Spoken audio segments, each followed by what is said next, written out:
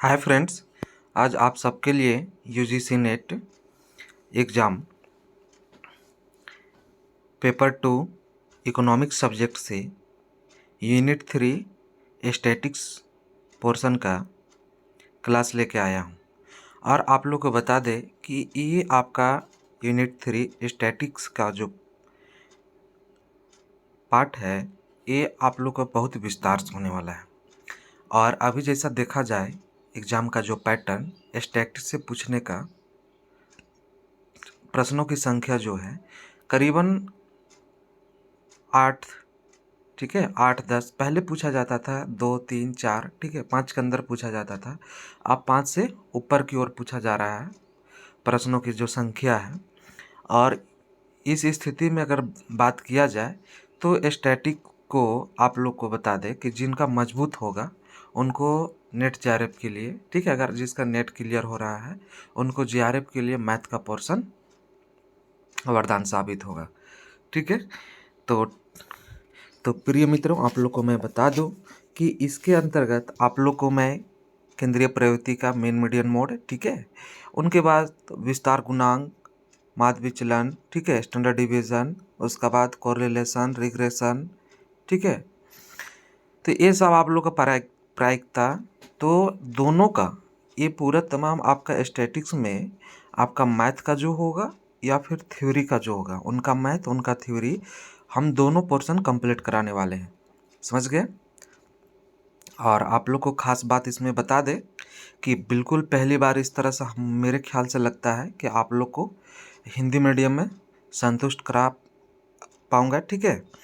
और इसी तरह से आप लोग का यूनिट 4 का भी गणितीय अर्थशास्त्र, मैथमेटिकल इकोनॉमिक्स का भी आप लोग को क्लास मिलेगा।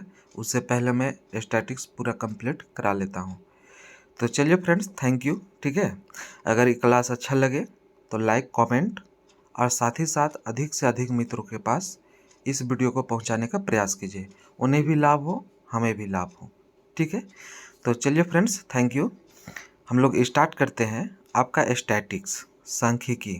तो सबसे पहले समझने का प्रयास करेंगे कि सांख्यिकी है क्या, ठीक है। सांख्यिकी किसे कहते हैं, सांख्यिकी का महत्व क्या है, सांख्यिकी आखिर कैसे आया, इकोनॉमिक्स में इसकी आवश्यकता क्या है, महत्व क्या है, इसका क्षेत्र क्या है, परिभाषा क्या है, समझ गए। तो इनका पहले परिचय जान लेते हैं कि वास्तव में है क्या, इनकी आवश्यकता क्यों पड़ी, और साथ ही ये भी देखेंगे क्या ये हमारे जीवन से जुड़ा हुआ है, हमारे जीवन का जो कार्य है, हमारे जीवन को चलाने के लिए जो एक अर्थव्यवस्था है, ठीक है, हम लोग जो एक चक्र में जुड़े हुए हैं, क्या उसके साथ में इनका उपयोग है, पर कहाँ पर है, कैसे है, ठीक है। तो चलिए हम लोग देखते हैं, स्टार्ट करते हैं। तो देखिए यहाँ पर जैसे स्टार्ट किया हुआ है कि सांख्यिकी, ठीक है, आप लोग के बीच में क्या है, सांख्यिकी, तो जिसमें हम लोग देख पा रहे हैं परिभाषा, प्रकृति, क्षेत्र एवं अर्थशास्त्र के महत्व की बात किया जा रहा है यहाँ पर, ठीक है। ये सब हम लोग डिटेल्स में देखेंगे। चलिए हम लोग स्टार्ट करते हैं कि वर्तमान युग सांख्यिकी का युग है, समझ गए। तो अभी जैसे हम लोग बात की है कि हमारे जीवन में अभी का समय में, वर्तमान समय में बात की जाए तो क्या है, वो सांख्यिकी का ही जीवन है।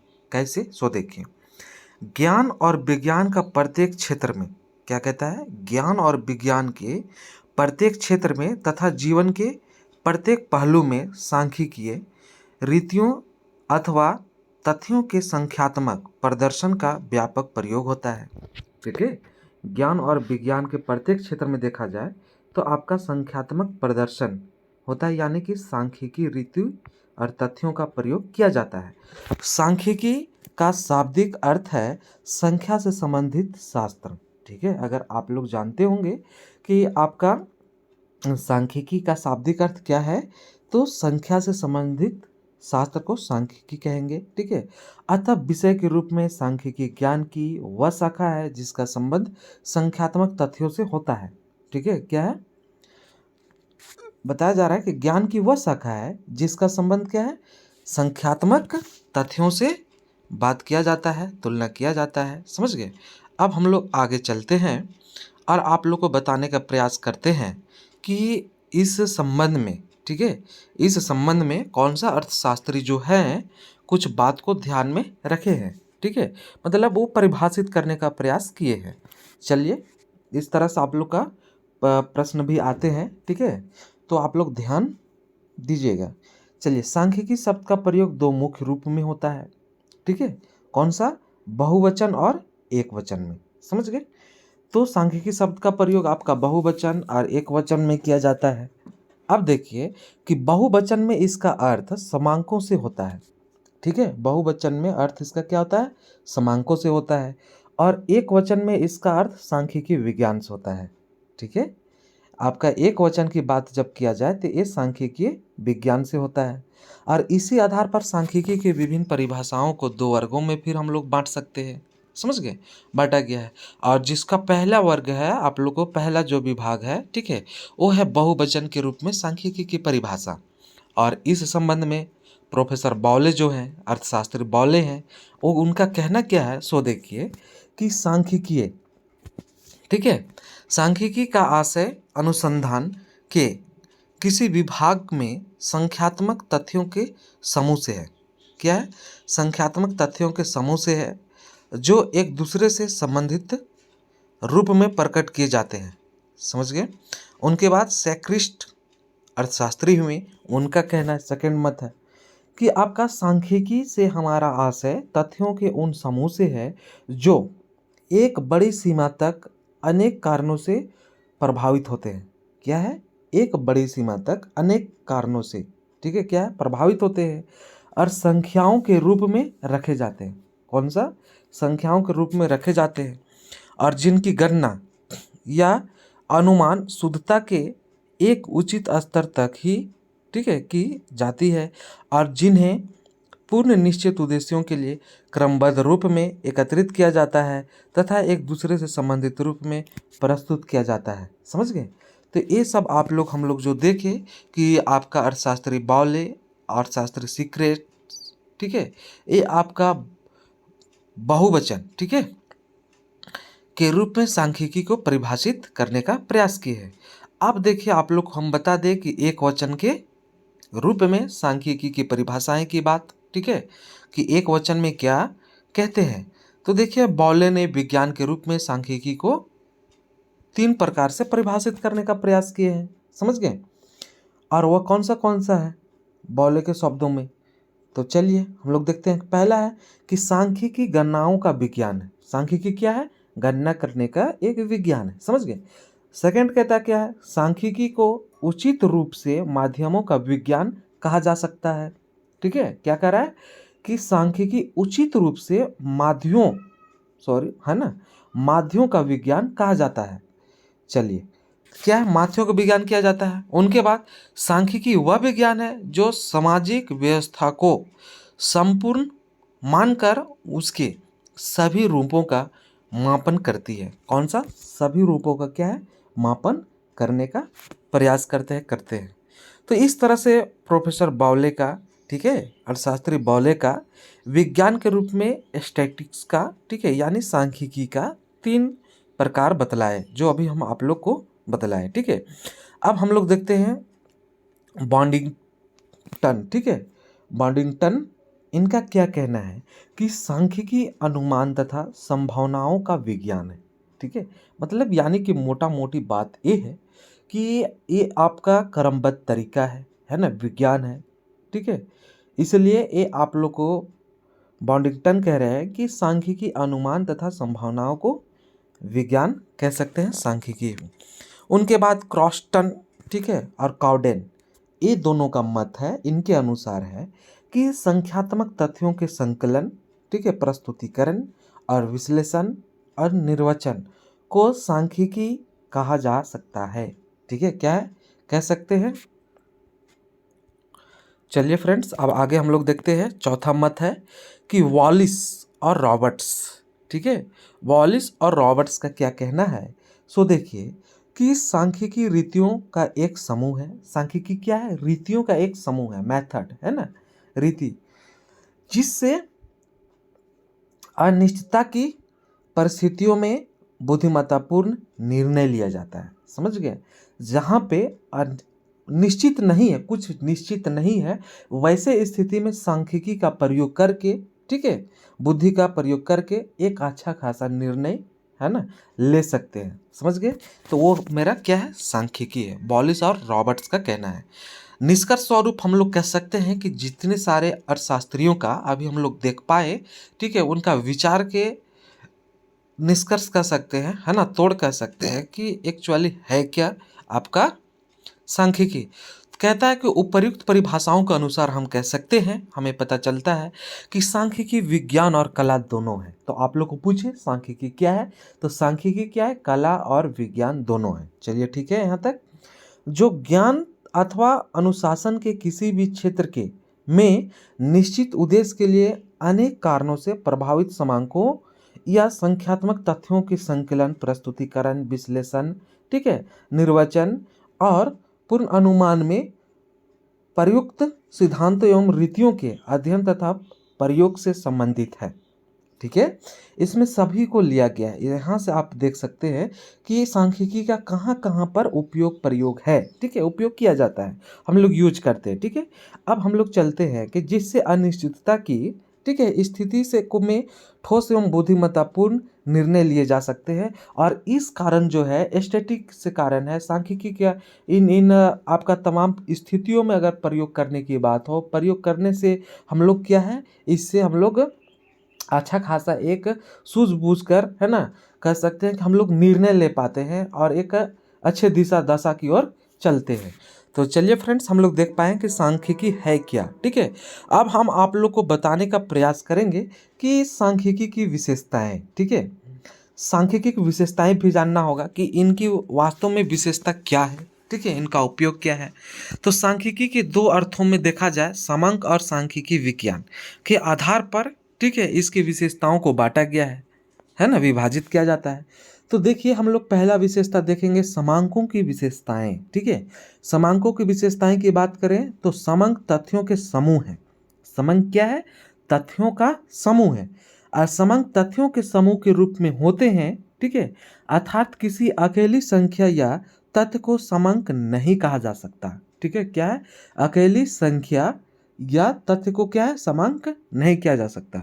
सेकंड क्या है? समांक संख्याओं में व्यक्त किए जाते हैं। समांकों में केवल वे तथ्य शामिल किए जाते हैं जिन्हें संख्याओं में रखा जा सकता है। ठीक है, संख्या आपका समांक संख्याओं में व्यक्त किए जाते हैं।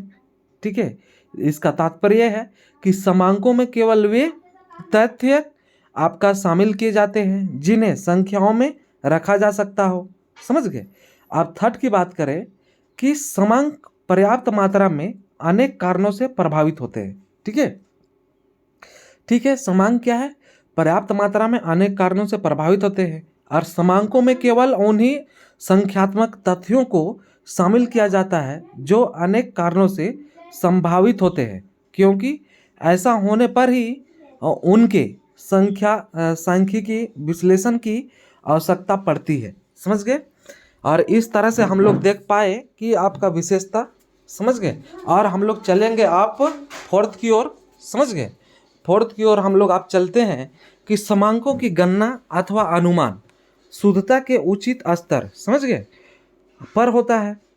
और जिसमें आप लोग को बता दें कि समांकों का संकलन, गणना, अनुमान, ठीक है, और किसी के आधार पर हो सकता है। उदाहरण के लिए बताया जा रहा है यहाँ पे। ठीक है, एग्जाम्पल हम लोग देख सकते हैं कि भारत में प्रत्येक 10 वर्ष पश्चात, ठीक है, उनके बाद जनसंख्या की गणना की जाती है ना, यानी कि जनगणना की जाती है। लेकिन इसके बीच वर्षों में जनसंख्या के अनुमान भी लगाए जाते हैं कि क्या बढ़ोतरी हो सकता है, क्या बढ़ोतरी हुआ होगा। ठीक है, और उसी को बताया जा रहा है कि समांकों के संकलन में शुद्धता का उचित स्तर रखा जाता है और यह स्तर समांकों की प्रकृति तथा उद्देश्य से निर्धारित होता है। समझ गए? अब देखिए, समांकों का संकलन और पूर्व निश्चित उद्देश्य के लिए होता है। ठीक है, समांकों का संकलन क्या है? पूर्व निश्चित उद्देश्य के लिए ही किया जाता है। जैसे कि केवल ऐसे संख्यात्मक तथ्यों का संकलन को समांक कहा जा सकता है जिन्हें, ठीक है, किसी पूर्व निश्चित उद्देश्य के लिए एकत्रित किया गया हो। ठीक है, और किसी उद्देश्य के बिना संख्यात्मक तथ्यों का संकलन संख्याओं का ढेर हो तो, ठीक है, हो सकता है, लेकिन उन्हें समंक नहीं कहा जा सकता है। समझ गए? तो चलिए अब हम लोग देखते हैं 6 में कि आंकड़े व्यवस्थित रूप से संकलित होने चाहिए। ठीक है, आंकड़े क्या है? व्यवस्थित रूप से संकलित होने चाहिए। तो आंकड़े व्यवस्थित रूप से संकलित होने चाहिए का तात्पर्य क्या है? कि समांकों में उचित स्तर की शुद्धता के लिए यह आवश्यक है कि, ठीक है, उनका संकलन व्यवस्थित रूप से होना चाहिए। अर्थात कह सकते हैं कि समांक संकलन से पहले संकलन का उद्देश्य, अध्ययन का क्षेत्र, संकलन की रीति इत्यादि, ठीक है, प्रश्नों को उचित प्रकार से, ठीक है, तय कर लेना चाहिए। सेवेंथ क्या है? आप लोगों को समांकों को परस्पर संबंधित रूप में प्रस्तुत किया जाता है। समांक संकलन का एक महत्वपूर्ण उद्देश्य तुलना करना होता है, अतः आंकड़े ऐसे हों जिनको परस्पर तुलनात्मक, ठीक है, रूप में रखा जा सके। उदाहरणतः हम लोग देख सकते हैं कि एक है, ठीक है, नाम कर व्यक्ति मान के चलिए, तो की आयु, ब की लंबाई, ठीक है, तथा स की संपत्ति के आंकड़े एकत्रित कर ले तो इन्हें समांक नहीं कहा जा सकता है, और क्योंकि इन तीनों तथ्यों को तुलनात्मक रूप में नहीं रखा जा सकता है। समझ गए? क्योंकि जो व्यक्ति है उसका आय की बात किया जा रहा है, ब व्यक्ति है उसका लंबाई की बात किया जाता है, ठीक है, और स व्यक्ति जो है उनका संपत्ति की बात किया जाता है। दोनों तीनों में आपस में मेल खा ही नहीं रहा है। ठीक है, तो इसलिए आप लोगों को मैं बता दूं कि ये आप लोग का तुलनात्मक रूप से नहीं रखा जा सकता है ना, नहीं रख सकते हैं, और ऐसे स्थिति में ही इसको कहते हैं समांकों को परस्पर संबंधित रूप से प्रस्तुत किया जाता है। ठीक है, तो चलिए अब हम लोग आगे चलते हैं और आगे अब विशेषता देखते हैं, सेकंड पार्ट की सांख्यिकी विज्ञान की विशेषताएं। ठीक है, कि ये विज्ञान के रूप में कैसे प्रसिद्ध है, ठीक है, इनका उपयोग क्या है, तो चलिए देखते हैं। तो देखिए, सांख्यिकी विधियों अथवा तकनीकों का समूह है। समझ गए क्या है? सांख्यिकी जो है विधियों और तकनीकों का समूह है, और एक ऐसा विधि, ऐसा तकनीक है ना, ऐसा समूह की बात किया जा रहा है इसमें। ठीक है, कि एक का बाद एक की बात किया जा रहा है लगातार। ठीक है, कि सांख्यिकी विज्ञान ऐसी अनेक विधियों तथा तकनीकों का शामिल किया जाता है जिनमें, ठीक है, जिनके द्वारा अनुसंधान, है ना, रिसर्च की बात किया जा रहा है कि किसी विषय के संबंध में आंकड़ों के संकलन से लेकर निष्कर्ष निकालने तक का कार्य पूरा होता है। और इन विधियों या आंकड़ों में, ठीक है, में आंकड़ों का संकलन, प्रस्तुतिकरण, विश्लेषण तथा निर्वचन मुख्य है। ठीक है, सेकंड की बात कहा जा रहा है कि सांख्यिकी विज्ञान का प्रयोग सर्वव्यापी है। समझ गए? सांख्यिकी विज्ञान की बात की जाए तो सर्वव्यापी की बात किया जा रहा है। और इसमें बता दें आप लोग को, समझ गए, कि सांख्यिकी विज्ञान की प्रयोग की बात किया जा रहा है। तो देखिए कि प्रारंभ में सांख्यिकी विज्ञान का प्रयोग सरकारों के कार्यक्षेत्र तथा बाद में सांख्यिकी सामाजिक विज्ञान, ठीक है, तथा सीमित माना जा सकता था। ठीक है, माना जाता था, लेकिन वर्तमान समय में सांख्यिकी विज्ञान का प्रयोग सर्वव्यापी है। ज्ञान और विज्ञान के प्रत्येक क्षेत्र में इसका प्रयोग भी होता है। उनके बाद देखा जाए थर्ड की ओर, तो सांख्यिकी का संबंध, ठीक है, संख्यात्मक तथ्यों के समूह से होता है। ठीक है, सांख्यिकी विज्ञान में उन्हीं विषयों का पहलुओं का अध्ययन और विश्लेषण किया जाता है जिन्हें संख्यात्मक रूप में तथा तथ्यों के समूह के रूप में, ठीक है, रखा जा सके। अब चौथा का बात करते हैं, फोर्थ में देखते हैं कि सांख्यिकी विज्ञान एवं कला दोनों है। ठीक है, अब देखिए कि सांख्यिकी मात्र विज्ञान ही नहीं वरन कला भी है, और इसमें जहाँ एक और विभिन्न सांख्यिकीय रीतियों द्वारा गणनाएं की जाती है, वहाँ दूसरी ओर उन गणनाओं तथा निष्कर्षों के आधार पर अनेक व्यवहारिक निर्णय भी लिए जाते हैं। ठीक है, और उदाहरणतः देखा जाए कि सांख्यिकीय रीतियों के आधार पर पहले पूर्व अनुमान कर लिया जाए और फिर उसके आधार पर उत्पादन की योजना तैयार की जाए। ठीक है, तो इस तरह से हम लोग फोर्थ पॉइंट देखे, और आप लोग को कुल मिलाकर देखे कि विशेषता, कि इसकी विशेषता क्या है, स्टैटिक्स के सांख्यिकी की विशेषता क्या है। ठीक है, तो कुल मिला जुला कर फ्रेंड्स आप लोग को बता दें कि सांख्यिकी की बात की जाए कला और विज्ञान दोनों है। ठीक है, क्योंकि विज्ञान की बात अगर की जाए तो इसमें क्रमबद्धता पाया जाता है। ठीक है, एक सिस्टमेटिक ढंग से इसको सजा के, है ना, इसका उपयोग किया जाता है और सभी क्षेत्रों में इसका प्रयोग किया जाता है। ठीक है, उपभोग भी करते हैं। तो अब उनके बाद कला भी है। ठीक है, तक तक इनसे इनके माध्यम से हम लोग तरह तरह का कार्य कर सकते हैं, करते भी हैं, समझ गए। और वर्तमान समय में देखा जाए तो आपका सांख्यिकी का प्रयोग पूरे जीवन में, है ना, आप छोटे कार्य की बात की जाए या बड़े से बड़े काम की बात की जाए। ठीक है, ये गवर्नमेंट के लिए भी कर सकते हैं, व्यक्तिगत काम कार्य के लिए भी कर सकते हैं, सार्वजनिक काम के लिए कर सकते हैं। ठीक है, कार्य के लिए कर सकते हैं, उसका उपयोग है। तो जैसे हम आप लोग के यहाँ पर एग्जाम्पल के तौर पर जनसंख्या की बात किया गया है ना, अगर बजट वजट पेश करने की बात हो तो उसमें भी ये सब डाटा आंकड़ा की बात अनुमान लगा के ही बात किया जाता है। ठीक है, तथ्यों की बात ही का आपका बजट पेश किया जाता है। ठीक है, तो ये सब तमाम आपका कह सकते हैं कि कार्यों में आपका स्टैटिक्स का प्रयोग है। अब हम लोग देखेंगे सांख्यिकी का क्षेत्र तथा विभाग की बात करेंगे। ठीक है, कि इनका क्षेत्र और विभाग कौन सा है। चलिए अब हम लोग चलते हैं आगे कि सांख्यिकी के क्षेत्र तथा विभागों को अध्ययन की सुविधा की दृष्टि से दो भागों में बांटा जा सकता है। ठीक है, कौन सा भागों में बांटा जा सकता है? दो भागों में। ठीक है, कौन सा भाग? एक सांख्यिकीय रीतियां या फिर एक कह सकते हैं सेकंड जो है व्यवहारिक सांख्यिकी। ठीक है, चलिए अब सांख्यिकी रीतियां को हम लोग देखते हैं, स्टैटिकल मेथड्स की बात करते हैं। ठीक है, चलिए तो सांख्यिकी विज्ञान में अनेक रीतियां जिनके द्वारा अनुसंधान के, ठीक है, किसी क्षेत्र में समांकों को एकत्रित करके उनका विश्लेषण किया जाता है एवं, ठीक है, एवं उचित निष्कर्ष निकाले जाते हैं। परिभाषा की दृष्टि से जॉनसन और जैक्सन के शब्दों की बात की जाए तो सांख्यिकी रीतियां वे प्रक्रियाएं हैं जो समांकों के संकलन, संगठन, संक्षिप्तीकरण, विश्लेषण, निर्वचन, है ना, एवं प्रस्तुतिकरण में प्रयोग किया जाता है। तो इन कार्यों के लिए प्रयोग किया जाता है। ठीक है, यूल और शास्त्री यूल और कैंडाल, ठीक है, के अनुसार उनके मत, ठीक है, उनका विचार। तो देखिए क्या है कि सांख्यिकी रीतियों से हमारा आशय उन रीतियों से है जो अनेक कारणों से प्रभावित संख्यात्मक तथ्यों के स्पष्टीकरण करने के लिए विशेष रूप से प्रयोग की जाती है। ठीक है, अब देखिए सांख्यिकी रीतियों को कुल मिलाकर इन्हें निम्न वर्गों में रखा जाता है कि सांख्यिकी रीति को किन किन वर्गों में विभक्त किया गया है। ठीक है, तो पहला है कि समांकों का संकलन। ठीक है, उनके बाद है आप लोग को इसमें बता दें समांकों की व्यवस्था, है ना, संकलन के साथ साथ व्यवस्था की बात की जाए। ठीक है, अब उनके बाद अब आगे हम लोग देखते हैं कि प्रदर्शन अथवा प्रस्तुतिकरण।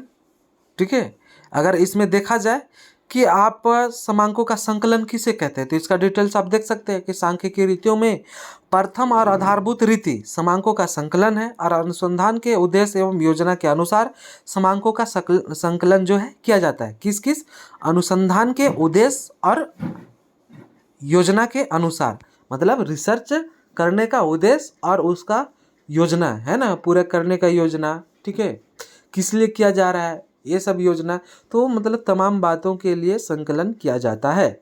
संकलन के आधार अगर देखा जाए, है ना, आधार पर तो समांकों को दो वर्गों में भी बांटा जाता है जिसमें आपका प्राथमिक समांक और आपका कह सकते हैं द्वितीय समांक। समांक संकलन की रीतियों में यह निर्णय भी लिया जाता है कि अनुसंधान के संपूर्ण क्षेत्र के समांक एकत्र किए गए जाएंगे अथवा निर्दर्शन रीति अपनाई जाएगी। समझ गए। उनके बाद आगे बात किया जाता है समांकों की व्यवस्था।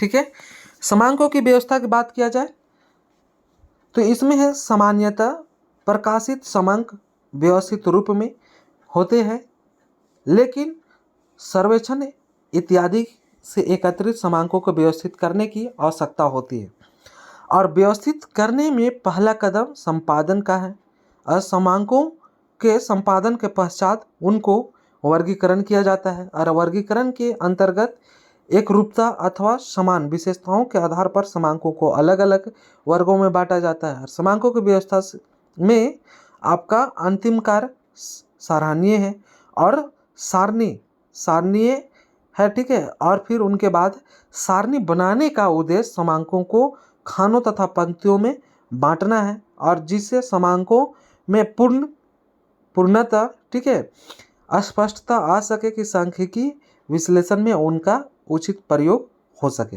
ठीक है। तो आप लोग जैसा आप लोग पाई चार्ट देखे होंगे, ठीक है, पाई चार्ट देखे होंगे, आप वृत्तीय समांक देखे होंगे, ठीक है, आप फिगर देखे होंगे, तो ये सब इस पर उपयोग किया जाता है, प्रयोग किया जाता है, ठीक है। तो इसमें डेटा की बात किया जा रहा है कि जो आपका ग्राफ बनता है, समझ गए। चलिए अब आगे हम लोग को देखते हैं थर्ड के प्रदर्शन और प्रस्तुतिकरण की बात की जाए तो समांकों की व्यवस्था के पश्चात उन्हें प्रस्तुत किया जाता है। और प्रस्तुतिकरण की तीन मुख्य विधियां हैं जिसमें सांख्यिकी सारणी की बात किया जाता है, चित्र की बात किया जाता है जैसे अभी आप लोग बताएं, रेखा चित्र की बात किया जाता है, बिंदु रेखीय चित्र की बात किया जाता है, जो ग्राफ की बात किया जा रहा है, समझ गए। चलिए ये सब आप लोग को बता दें कि अभी हम थ्योरी में बता रहे हैं और ये सब रेखा चित्र ग्राफ ये सभी आप लोग को मैं प्रयास करूंगा कि आप लोग को मैं बता दूं, है ना। और आप लोग को सपोर्ट रहे, आप लोग का रुचि रहे, आप लोग को जानने का जिज्ञासा रहे, ठीक है, तो ज़रूर हम आप लोग को बताने का प्रयास करेंगे, ठीक है। और इसका हम आप लोग से इंतज़ार करेंगे कि कमेंट बॉक्स पर आप लोग लिख के बतलाएं, बोले, ठीक है। फिर तभी इनका क्लास आगे डिटेल्स में लाने का प्रयास करेंगे, ठीक है। चलिए विश्लेषण की बात करते हैं कि समांकों के प्रदर्शन के पश्चात उनका विश्लेषण किया जाता है और विश्लेषण की अनेक रीतियां बात किया जाता है। इनमें केंद्रीय प्रवृत्ति में माप की बात किया जाता है, अपकिरण, विषमता गुणांक, ठीक है, सहसंबंध, प्रतिगमन, ठीक है, काल माला का विश्लेषण, निर्देशांक, अंतर्गणना, बाह्य गणना, निर्देशन इत्यादि उल्लेखनीय है। तो देख सकते हैं कि आपका सांख्यिकी का प्रयोग, है ना, विश्लेषण के अंतर्गत इन चैप्टर को इसके अंतर्गत जाएंगे तो ये विस्तार से एक एक चैप्टर है, समझ गए। और ये सब का प्रयोग किया जाता है और कब कब आपका बताएंगे कि आपका अपकिरण की, विषमता का, है ना, गुणांक का, सहसंबंध का, प्रतिगमन का कब कब प्रयोग किया जाता है और इन आपका सूत्रों का, थॉटों का, ठीक है, विचारों का प्रयोग करके कौन सा एस्थेटिक्स पोर्शन का, है ना, ठीक किया जा सकता है, समाज का, ठीक है, हम हमारे भारतीय अर्थव्यवस्था का, ठीक है, गतिविधि को कैसे समस्या का समाधान किया जाता है, एक आपका एस्थेटिक्स के द्वारा, सांख्यिकी के द्वारा, ये सब आप लोग को आगे हम बतलाएंगे। अगला है निर्वचन की बात की जाए तो समांकों में, ठीक है, समांकों के विश्लेषण के पश्चात उनसे निर्वचन किया जाता है, ठीक है। निर्वचन की उपयोगिता की दृष्टि से यह आवश्यक है कि यह उचित और निष्पक्ष और बुद्धिमत्तापूर्ण होना चाहिए, समझ गए, ठीक है। तो निर्वचन में क्या है कि उचित होना चाहिए, निष्पक्ष होना चाहिए और बुद्धिमत्तापूर्ण होना चाहिए, उसे हम लोग निर्वचन कहेंगे, ठीक है। आपका आगे बता दें पूर्व अनुमान की बात किया जाता है, जिक्र किया जाता है, समझ गए। और पूर्व अनुमान की बात करते हैं तो सांख्यिकी रीतियों के माध्यम से मूल भूतकालीन एवं आपका वर्तमान समांकों के आधार पर भविष्य के लिए पूर्व अनुमान लगाया जाता है, ठीक है। तो जैसे आप लोग हम पहले भी बताए, ठीक है, कि आपका पिछले वाले डाटा से, बीता हुआ डाटा से, ठीक है, और आने वाले जो वर्तमान समय में जो है उस डाटा से आने वाले कल के लिए अनुमान लगाने का कार्य किया जाता है, ठीक है। और ये अनुमान आपका स्टैटिक्स का प्रयोग करके ही अच्छा खासा अनुमान लगा के और हम लोग अपना जीवन, साथ ही आपका देश का अर्थव्यवस्था, है ना, समाज की वित्त व्यवस्था, ठीक है, उनकी जीवन का उतार चढ़ाव का एक एक व्यक्ति का अनुमान लगा के हम लोग विकसित कर सकते हैं, समझ गए। इसीलिए इनका उपयोग किया जाता है। तो इसमें आपका फर्म भी आ जाएगा, उद्योग भी आ जाएगा, है ना, तमाम कंपनियां भी आ जाएंगे, तो छोटा बड़ा सभी कुछ आएंगे, ठीक है। चलिए तो इस तरह से हम लोग पहला पार्ट देख चुके हैं, है ना। अब हम लोग देखेंगे कि व्यवहारिक सांख्यिकी, है ना, जो हम लोग अभी कुछ आपका पॉइंट को हम रख भी दिए, ठीक है। तो चलिए हम आप लोग बताते हैं व्यवहारिक सांख्यिकी की बात है, इसको भी दो भागों में बांटा गया है ना, बांटने का प्रयास किया गया, विभाजित है। और उसमें से एक पहला है वर्णनात्मक व्यवहारिक सांख्यिकी। इसमें किसी क्षेत्र से संबंधित भूतकाल अथवा वर्तमान काल में, ठीक है, संकलित समांकों का अध्ययन किया जाता है और जिससे उस विषय के संबंध में भूत और वर्तमान स्थिति की जानकारी प्राप्त हो सके। वैज्ञानिक व्यवहारिक सांख्यिकी की बात की जाए, ठीक है, तो सांख्यिकी विज्ञान की इस शाखा के अंतर्गत सांख्यिकी रीतियों का व्यवहारिक प्रयोग करके वैज्ञानिक नियमों का निर्माण और उनकी पुष्टि की जाती है।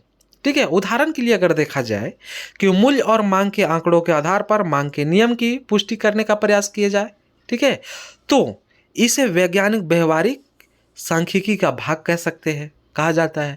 यह उल्लेखनीय है कि वर्तमान समय में व्यवहारिक सांख्यिकी का महत्व निरंतर बढ़ रहा है और विशिष्ट क्षेत्रों की सांख्यिक समस्याओं के अध्ययन के लिए सांख्यिकी विशिष्ट शाखाओं का विकास हो रहा है, उनका प्रयोग भी कर रहे हैं। जैसे इसमें बताया जा रहा है कि इनमें जीव विज्ञान, मानस विधा, जनांकिकी, प्रशासकीय सांख्यिकी, सामाजिक सांख्यिकी, आर्थिक सांख्यिकी और उनके बाद आप लोग बता दें कि व्यावसायिक सांख्यिकी इत्यादि क्या है इसमें उल्लेखनीय है।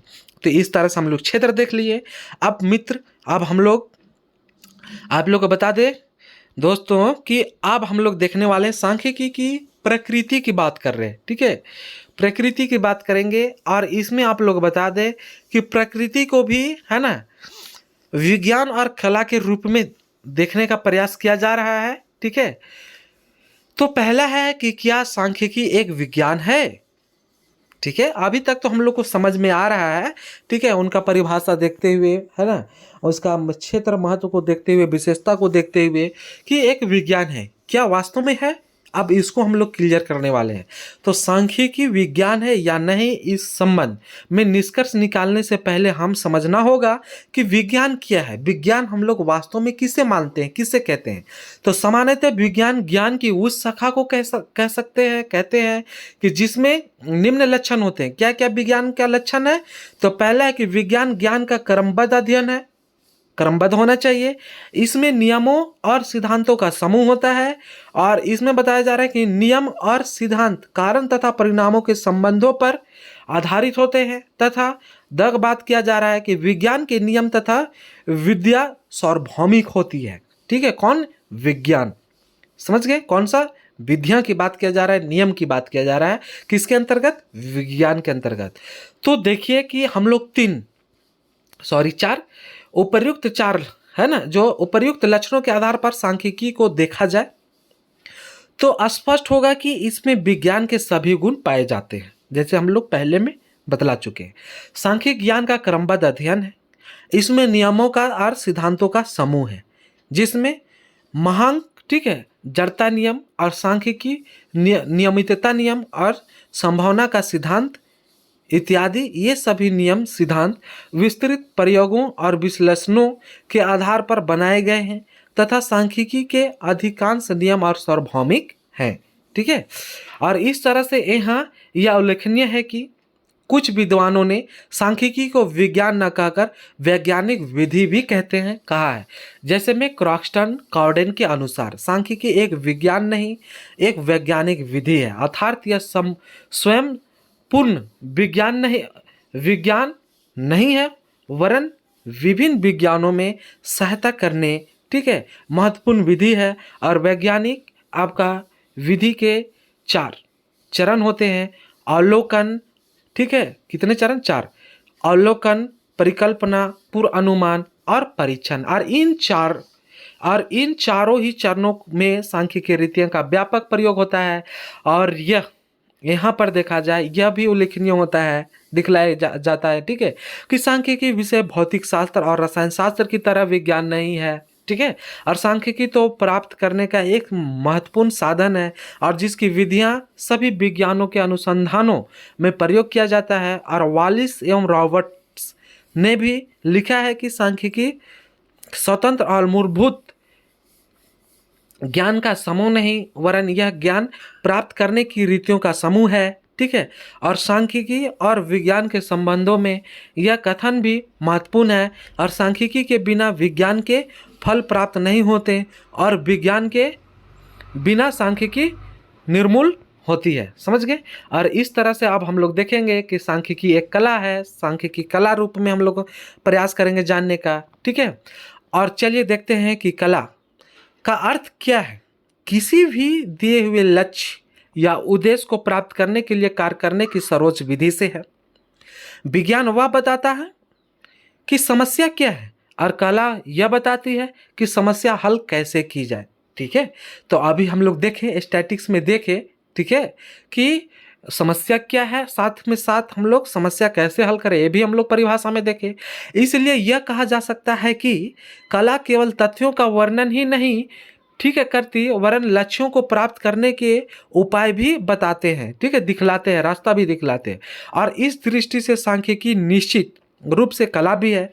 उदाहरणतः कहा जा सकता है कि सांख्यिकीय गुण, ठीक है, आपका नियंत्रण के सांख्यिकी रीतियों से यही नहीं देखते कि कौन सा उत्पादन निर्धारित गुण से कम है, वरन यह भी पता लगाते हैं कि इसके क्या कारण है और इसे कैसे ठीक किया जा सकता है। और इसी प्रकार सहसंबंध, ठीक है, वर्ष और कृषि उत्पादन में केवल संबंध ही ज्ञात नहीं किया जाता, वरन यह भी देखा जाता है कि निर्धारित कृषि उत्पादन के लिए कितनी वर्षा होनी चाहिए। ठीक है, जैसे यहाँ एक उदाहरण के तौर पर दिया हुआ है, कृषि जब आप, ठीक है, खेती कर रहे हैं, ठीक है, तो उसमें उत्पादन करने के लिए क्या वर्षा होनी चाहिए। स्पष्ट है कि सांख्यिकी जो है एक कला भी है, समझ गए। तो यानी कि उस समस्या का समाधान करता है, कौन सा, कि कितनी वर्षा होनी चाहिए, कितनी उनकी पानी की आवश्यकता है, समझ गए, कितनी सिंचाई होनी चाहिए।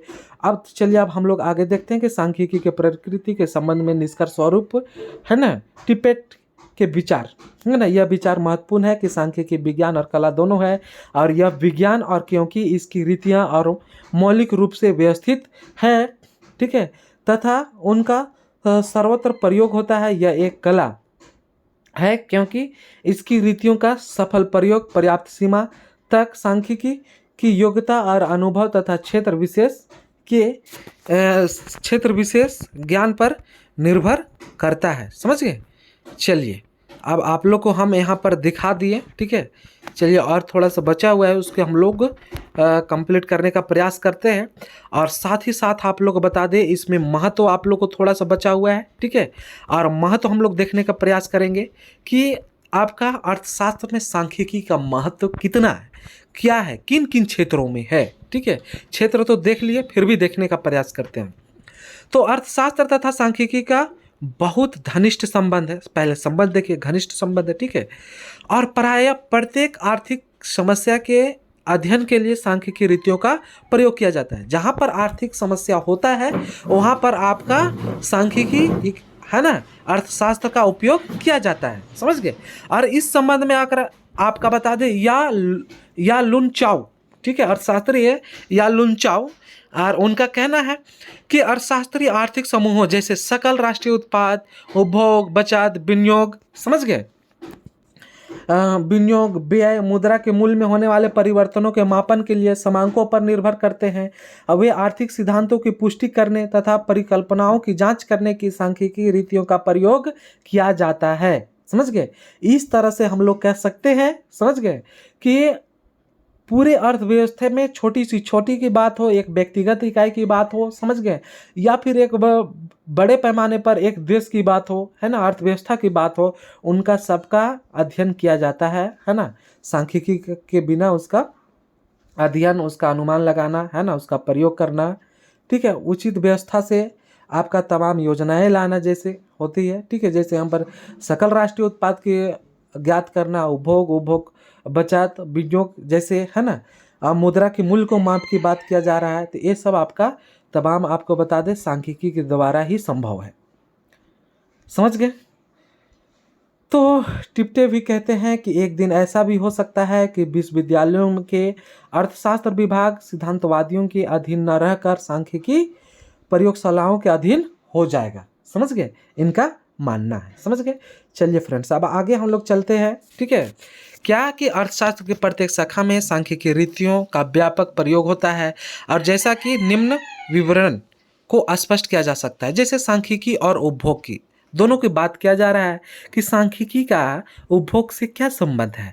तो उपभोग के समांकों के आधार पर लोगों के जीवन स्तर, आप लोग जैसे बोले, है ना, कि एक व्यक्ति का जीवन स्तर, सामाजिक जीवन स्तर, उपभोग प्रवृत्ति की बात है, बचत की बात है, मात्रा के बारे में अनुमान लगाता है और उनके आधार पर मांग के नियम तथा मांग की लोच के संबंध में आवश्यक विश्लेषण किए जा सकते हैं। समझ गए। और उपभोग के आंकड़ों से यह भी ज्ञात होता है कि आवश्यकताओं, आरामदायक और विलासिता की वस्तुओं पर, ठीक है, विलासिता की वस्तुओं पर व्यय की प्रवृत्ति क्या है और इससे आर्थिक विकास की अवस्थाओं के अध्ययन में सुविधा मिलती है।